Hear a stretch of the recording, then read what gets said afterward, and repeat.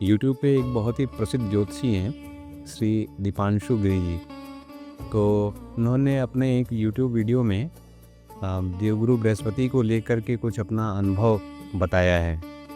अगर आपको बृहस्पति आपके चार्ट में बहुत अच्छा है और ऐसी जगह पे है कि आपके लगन से संबंध रखता है, आप किसी तीर्थ स्थान पे जाके रहिए, आपको ना ऑटोमेटिकली लाइफ जो है अपग्रेड हो जाएगा। और इसके अपोजिट हो, मान लो कि आपका 8वें घर का मालिक बृहस्पति हो, लगन में बैठा हुआ हो और आप तीर्थ स्थान पे रहने लग जाएं, आपका डाउनफॉल स्टार्ट हो जाएगा। तो उस वीडियो में जैसा कि आप लोगों ने इस वीडियो की क्लिप देखी होगी, तो उन्होंने बताया है कि यदि किसी की भी जन्मपत्री में जो है गुरु जो है वे सुस्थित हों और शुभ भावों के स्वामी होकर लग्न में स्थित हों या फिर खुद लग्नेश हों, तो अगर ऐसा व्यक्ति किसी तीर्थ में जाकर के निवास करे या तीर्थ के पास जाकर के रहे तो उसकी जो है उन्नति होती है, उसके जीवन में उत्थान होता है।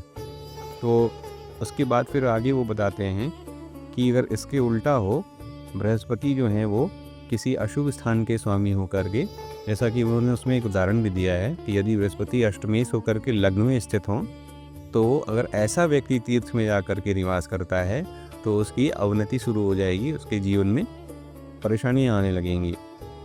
अब हम इसको शास्त्र के आलोक से समझते हैं कि यह पक्ष कितना शास्त्रीय है और कितना अशास्त्रीय है। तो जब हम अपने शास्त्रों का अवलोकन करते हैं तो वहाँ पर हमें ऐसे प्रमाण प्राप्त होते हैं कि जिसमें यह वर्णन किया गया है कि यदि कोई व्यक्ति पूर्व का भी पापी हो और वह धैर्यपूर्वक, एकाग्रतापूर्वक और सदाचार पूर्वक तीर्थ का सेवन करे तो तीर्थ उसके सभी पापों को नष्ट कर देते हैं। तो यदि धर्मात्मा व्यक्ति आकर के तीर्थ का सेवन करे तो उसे तो पूर्ण फल की प्राप्ति होगी।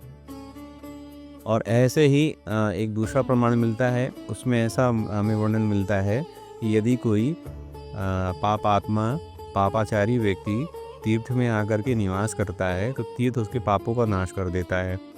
तो यदि वो सदाचारी है और अच्छे कर्म करने वाला है तो उस व्यक्ति को तो तीर्थ के सेवन का पूर्ण लाभ प्राप्त होगा ही।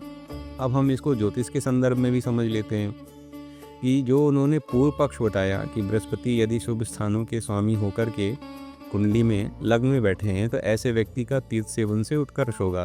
तो हमारे शास्त्र तो कह रहे हैं कि कोई व्यक्ति कैसा भी हो, उन्होंने हर श्रेणी के व्यक्ति को ले लिया है।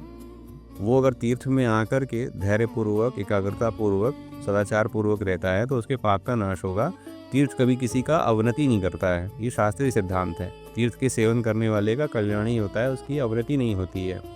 लेकिन उनकी बात को मान लें तो जिन लोगों को की कुंडली में बृहस्पति खराब भावों के स्वामी हैं, जैसे उन्होंने अष्टम का उदाहरण लिया, तो सिंह लगन में बृहस्पति अष्टमेश हो जाएंगे और वृष लगन में बृहस्पति अष्टमेश हो जाएंगे।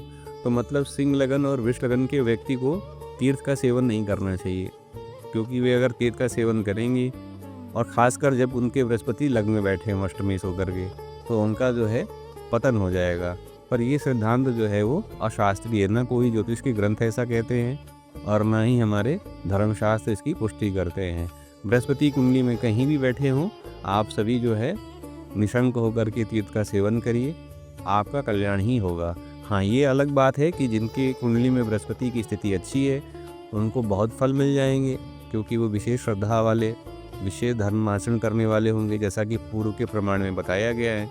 जिनकी कुंडली में थोड़े बृहस्पति जो है अनुकूल नहीं होंगे तो उनके द्वारा थोड़ी से जो है आचरण में कुछ न्यूनता हो सकती है। हो सकता है कि वो तीर्थों में जा कर के थोड़ी न्यूनता कर दें, संभावना है, ऐसा ज़रूरी नहीं है, कोई सिद्धांत नहीं है इसके पीछे, ऐसी संभावना है, लेकिन लाभ उनको भी होगा। इसलिए मैं श्री दीपांशु गिरी जी से विनम्र निवेदन करूंगा कि वे शास्त्रों का सम्यक अध्ययन करें, किसी प्रमाणिक गुरु के सानिध्य में जा कर के फिर अपना अनुभव बताएं। इस प्रकार के अशास्त्रीय अनुभव बताने से सामान्य जनवर्ग जो है वो भ्रमित होगा और उसमें हमारे जो है शास्त्रों का गलत प्रचार होगा। तो कृपया प्रमाणिक गुरुजनों के चरणों में बैठ करके शास्त्रों का अध्ययन करके फिर आप जो है इस प्रकार के वीडियो बनाएं। धन्यवाद।